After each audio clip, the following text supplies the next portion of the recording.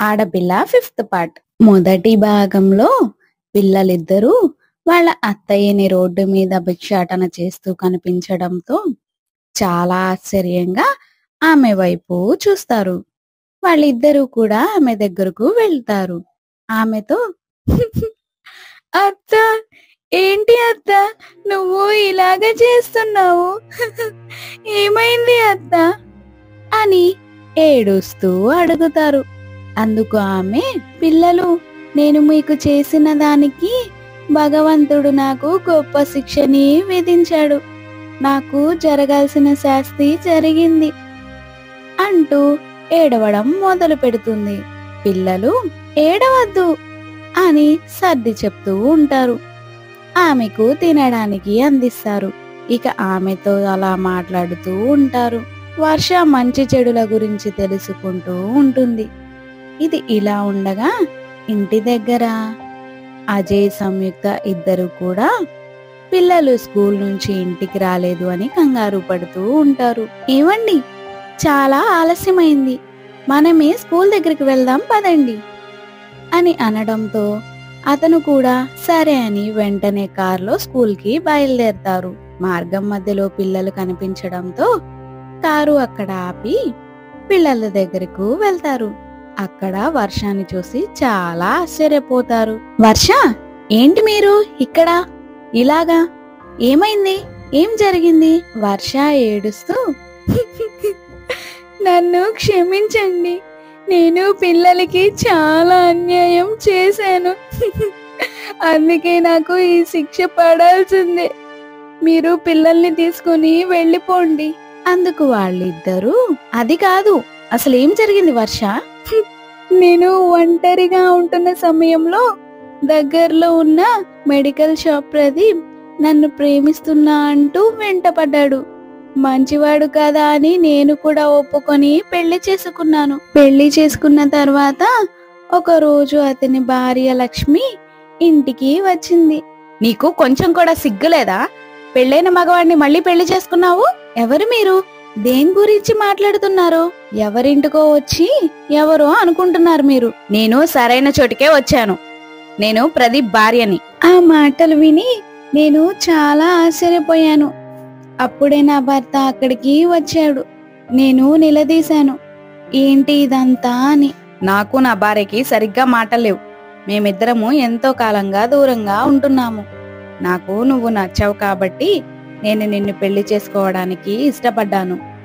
ఈ విషయం చెప్పకుండా దాచినందుకు నన్ను క్షమించు. ఇంతలో లక్ష్మి, హాహాహాహా, ఏమైంది? మనం వేసిన ప్లాన్ ని బాగానే అమలుపరచండి. ఆస్తులు మొత్తం నీ పేరును మార్పించుకొని త్వరగా దీన్ని బయటికి నెట్టిపడేయండి. ఇది మోసం. మీ ఇద్దరు కలిసి నన్ను మోసం చేశారు. మిమ్మల్ని నేను ఊరికే వదిలిపెట్టను. వాళ్ళిద్దరూ, ఏంటి నువ్వు చేసేది అన్నట్లుగా మాట్లాడి బలవంతంగా బయటికి నెట్టేశారు. నేను వాడిని నమ్మి నా ఆస్తులు మొత్తం వాడి పేరున పెట్టినందుకు ఇలా చేశాడు అంటూ ఏడుస్తూ జరిగిన విషయం అంతా చెప్పడంతో వాళ్ళు కూడా ఆ విషయం విని చాలా బాధపడతారు. వాళ్ళిద్దరూ, మాకు నువ్వేమీ బరువు కాదు, నేను నా చెల్లి అనుకుంటాను, నాతో పాటు రా. నన్ను క్షమించండి, నేను ఎక్కడికి రాలేను, నేను ఇలాగే బ్రతుకుతాను. నువ్వు ఇలా బ్రతకాల్సిన అవసరం లేదు. ఏదన్నా బిజినెస్ చేపిస్తాము, ఆ బిజినెస్ చూసుకుంటూ ఉండు. ఊరికే కాదు, నీకు శాలరీ ఇస్తాను. లేదా వచ్చిన దానిలో 60:40 చేసుకుందాము. అందుకు ఆమె సరే అంటుంది. వాళ్ళ దగ్గర ఉన్న డబ్బు ఒక సూపర్ మార్కెట్ ని స్టార్ట్ చేస్తారు. వర్ష దాన్ని చూసుకుంటూ ఉంటుంది. అలా రోజులు గడుస్తున్నాయి. ఒకరోజు వర్ష దగ్గరికి తన భర్త వస్తాడు. ఇక్కడేమైనా పని ఉందా అని అడగడానికి వచ్చాను అంటూ ఆమె వైపు చూస్తాడు. వర్షని చూసి ఆశ్చర్యపోతాడు. వర్ష అతన్ని చూసి చాలా ఆశ్చర్యంగా, అయ్యో, సొంత మెడికల్ షాప్ వదిలిపెట్టి, కోట్ల ఆస్తిని వదిలిపెట్టి పని చేయడానికి ఎందుకు వచ్చారో తెలుసుకోవచ్చా? నా భార్య నన్ను మోసం చేసింది. దానికి కేవలం డబ్బు కావాలి. ఆ డబ్బు కోసమే నాతో ఇలా నాటకం ఆడించింది. డబ్బు మొత్తం తీసుకొని పరారైంది. ఆఖరికి మెడికల్ షాప్ కూడా అమ్మేసింది. ఇప్పుడు నేను ఏం చేయలేని పరిస్థితి. పని కోసం వెతుకుతున్నాను, కానీ పని ఎక్కడా దొరకడం లేదు. ఏదైనా పని ఉంటే ఇస్తారా? నీకు పనిచ్చే అంతటి గొప్ప వాళ్ళం కాలేదు ఇంకా మేము. అలా అయినప్పుడు ఖచ్చితంగా ఇస్తాలే. నా మీద కోపం ఇంకా నీకు చల్లారలేదు అనుకుంటా. ఎలా కోపం తగ్గుతుంది అనుకుంటున్నావు? నువ్వు చేసింది డబ్బు కోసమైతే నేను బాధపడేదాన్ని కాదు. ప్రేమించానని నన్ను మోసం చేశావు. నా గుండెల మీద తీరని గాయం చేసి వెళ్ళావు. అంత సులువుగా ఎలా మర్చిపోతాను? అందుకు తను చాలా బాధపడుతూ, నన్ను క్షమించు, నేను ఇప్పుడు ఏది చెప్పినా నువ్వు నన్ను నమ్మే స్థితిలో లేవు అంటూ అక్కడ నుండి వెళ్తుండగా పిల్లలు అక్కడికి వస్తారు.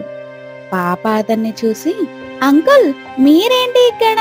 పాప, అలాంటి వాళ్లతో మాట్లాడకూడదు, లోపలికి రా. అత్త, ఈ అంకుల్ చాలా మంచివాడు. మొదట్లో తమ్ముడికి ఎప్పుడు బాగోలేకపోయినా మెడికల్ షాప్ కి వెళ్తే మొదట్లో నాకు మందులు ఇచ్చేవాడు కాదు. తర్వాత నాన్న వచ్చి మాట్లాడిన తర్వాత తను చాలా మారారు. మేము ఎక్కడ ఉన్నా సరే మమ్మల్ని వెతుక్కుంటూ వచ్చి రోజు భోజనం అందించేవారు. ఎన్నోసార్లు నన్ను భిక్షాటనం చేయొద్దు, రోజు నేను మీకు డబ్బులు ఇస్తాను అన్నాడు. కానీ అలా తీసుకోవడం నాకు ఇష్టం లేక నేను భిక్షాటన చేస్తూనే ఉన్నాను అంటూ జరిగిన విషయం అంతా చెప్తుంది. ఆ మాటలు విని వర్ష కొంచెం జాలిగా అతని దగ్గరకు వచ్చి, మీరు నిజం చెప్తే తెలుసుకోవాలని అనుకుంటున్నాను. వర్ష, లక్ష్మికి నాకు అసలు పెళ్లి కాలేదు. లక్ష్మి మీ అన్నయ్య రెండో భార్య అంట. మీ అన్న వదిన చనిపోయింది పొలం సరిగ్గా పండక కాదు. ఈమె టార్చర్ భరించలేక మీ అన్నయ్యకి మాయమాటలు చెప్పి మరుగుమందు పెట్టి పెళ్లి చేసుకుంది. ఆ విషయం తెలిసి మీ వదినకి మీ అన్నయ్యకి గొడవలు అయ్యాయి. ఆ తర్వాత వాళ్ళిద్దరూ ఒకరు తర్వాత ఒకరు ఒకే రోజు పురుగుల మందు తాగి చనిపోయారు. ఆస్తి కావాలని ఆమె ఎంతో ప్రయత్నం చేసింది, కానీ అదంతా నీ పేరు మీద నువ్వు రాయించుకున్నది అని తెలిసి నిన్ను చంపాలని ప్రయత్నించింది. కానీ అది జరగలేదు. అప్పటికి నేను నిన్ను ప్రేమించడం మొదలుపెట్టాను. ఆ విషయం నీకు చెప్పాలనుకున్న రోజు ఆమె నా దగ్గరకు వచ్చింది. నాతో జరిగిన విషయం అంతా చెప్పింది. చూడు, నేను చెప్పింది చెప్పినట్లు చేస్తే నీ వర్ష నీకు ఉంటుంది, లేదంటే దాన్ని పైకి పంపిస్తాను.